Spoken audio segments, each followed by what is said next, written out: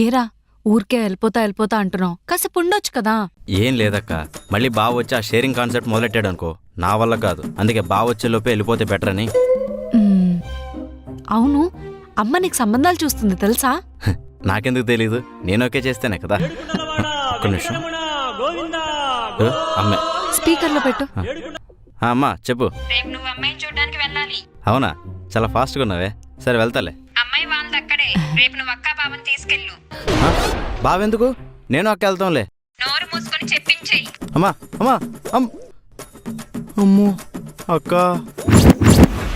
నాకు బాగా అర్థమైంది, ఏం చేస్తే బెటరో ఆలోచిద్దాం.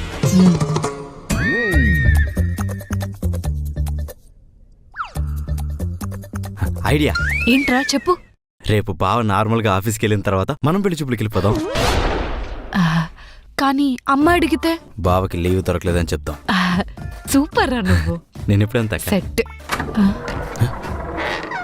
బాగా వచ్చినట్టున్నారు, మేనేజ్ చేద్దాం.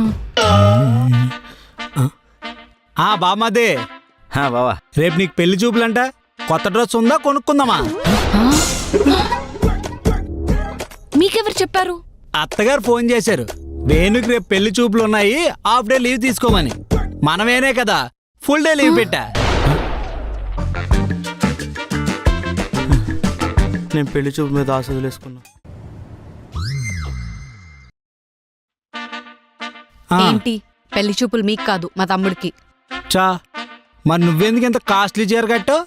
అయినా మీ ఇద్దరు రెడీ, నేను రెడీ అవ్వకపోతే సమానత్వం ఉండదు. బాబు, మీ సమానత్వానికి దండం. ఎంతసేపు కావాలంటే అంతసేపు రెడీ అయ్యండి. సర్లే.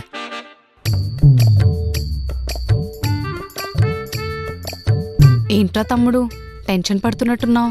మీ షేరింగ్ షేర్ కాను నా పెళ్లి చూపుల్ని ఆఖరి చూపులు చేస్తాడని భయంగా ఉంది. ఏం కాదులేరా, నేనున్నాను కదా, నేను చూసుకుంటాలే. దీనికి దిక్కు లేదు కానీ ఇది నన్ను చూసుకుంటుందంట.